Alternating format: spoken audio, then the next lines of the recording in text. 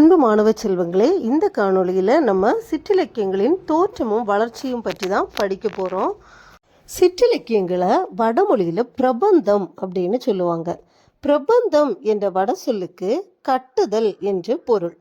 ஒரு தலைவனையோ அல்லது தெய்வத்தையோ புனைந்து புதிய வெளிப்பாட்டு உத்தியில் கற்பனை நயத்துடன் 100 பாடல்களால் பாடப்படுவது தான் பிரபந்தம்.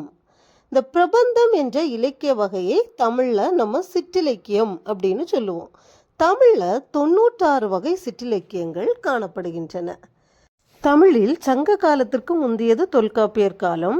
தொன்மை காலத்திலிருந்த தொல்காப்பியத்திலேயே உலா, பிள்ளைத்தமிழ், ஆற்றுப்படை என்னும் சிற்றிலக்கியங்களுக்கான இலக்கணம் சொல்லப்பட்டுள்ளது. எடுத்துக்காட்டாக கூத்தரும் பாணரும் பொருநரும் விரலியும் ஆற்றிடை காட்சி உரழத் தோன்றி பெற்ற பெருவளம் பெறார்க்கு அறிவுறுகி சென்று பயனெதிர சொன்ன பக்கமும் என்ற பாடலில் ஆற்றுப்படை என்ற சிற்றிலக்கிய வகைமை கூறப்பட்டுள்ளது. அதாவது கூத்தர், பாணர், பொருநர், விரலி ஆகியோர் அரசர் மற்றும் வள்ளலிடம் பரிசில் பெற்று திரும்பும் கலைஞர்கள் ஆவார். இவங்க தாம் பெற்ற பரிசை பிறரும் தம்மை போன்ற பிறரும் பெற வேண்டும் என்ற எண்ணத்தோடு அவர்களுக்கு வழிகாட்டுபவர்கள். இவங்க யாழ், பாடல், ஆடல், கூத்து போன்றவற்றில் தேர்ந்தவர்கள் ஆவார். இதன் மூலம் தொல்காப்பியர் காலத்திலேயே ஆற்றுப்படை என்ற சிற்றிலக்கியம் தோன்றியதை நம்ம அறிய முடிகிறது. தொல்காப்பியத்திற்கு பிந்திய சங்க காலத்தில் ஆற்றுப்படை இலக்கியங்கள், அதாவது நீங்கள் 10 பாட்டில் பார்த்தீங்கன்னா 5 ஆற்றுப்படை இலக்கியங்கள் சொல்லப்பட்டுள்ளன. திருமுருக ஆற்றுப்படை, பொருநர் ஆற்றுப்படை, சிறுபான் ஆற்றுப்படை, பெரும்பான் ஆற்றுப்படை, கூத்தர் ஆற்றுப்படை என்ற 5 இலக்கியங்கள் தோன்றியுள்ளன.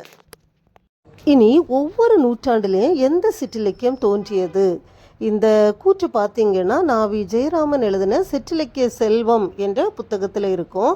தொல்காப்பியர் காலத்தில் இடம்பெற்ற சிற்றிலக்கிய வித்து சங்க காலத்தில் ஆற்றுப்படையாக முளைவிட்டு 5ஆம் நூற்றாண்டில் அந்தாதியாக துளிர்த்து 7ஆம் நூற்றாண்டில் கோவையாக செடியாகி 8ஆம் நூற்றாண்டில் உலாவாக மரமாகி 9ஆம் நூற்றாண்டில் கலம்பகமாக கிளைத்து 11ஆம் நூற்றாண்டில் சதகமாகவும் பரணியாகவும் அரும்பி 12ஆம் நூற்றாண்டில் பிள்ளை தமிழாக மொட்டாகி 14ஆம் நூற்றாண்டில் தூதாக பூத்து 16ஆம் நூற்றாண்டில் பல்லாக காய்த்து 18ஆம் நூற்றாண்டில் குறவஞ்சியாக கனிந்தது. இதன் மூலம் ஒவ்வொரு நூற்றாண்டிலேயும் எந்த சிற்றிலக்கிய வகைமை தோன்றியது என்பதை அறிய முடிகிறது.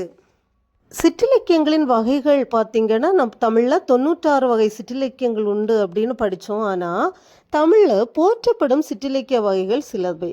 அந்தாதி, உலா, தூது, கலம்பகம், பரணி, பிள்ளைத்தமிழ், மடல், கைக்கிளை, கும்மி, மாலை, சதகம், சிந்து, பள்ளு, குறவஞ்சி அப்படின்னு நம்ம விரல் வெட்டு எண்ணலாம். இதில் பெருவழக்காயுள்ள உலா, கலம்பகம், பரணி, பிள்ளைத்தமிழ், கோவை, தூது ஆகியவை குறிப்பிடத்தக்கவை ஆகும். சிற்றிலக்கிய வகைகளுக்கு இலக்கணம் கூறும் நூல்களை நம்ம பாட்டியல் நூல்கள் அப்படின்னு சொல்லுவோம். அதாவது பாட்டின் இயல்பை உணர்த்துவது பாட்டியல்.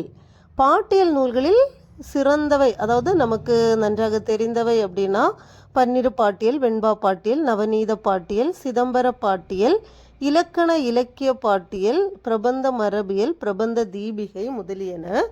இனி உங்களுக்கு ஏதாவது போட்டித் தேர்வுகளுக்காக நீங்கள் படிக்கணும் அப்படின்னா, சிற்றிலக்கியங்களை பற்றி படிக்கணும்னா நாவி ஜெயராமன் எழுதின சிற்றிலக்கிய செல்வம், மு சண்முகம் பிள்ளை எழுதின சிற்றிலக்கிய வகைகள், இந்த நூல்களை படித்தாலே உங்களுக்கு போதுமானதாக இருக்கும்.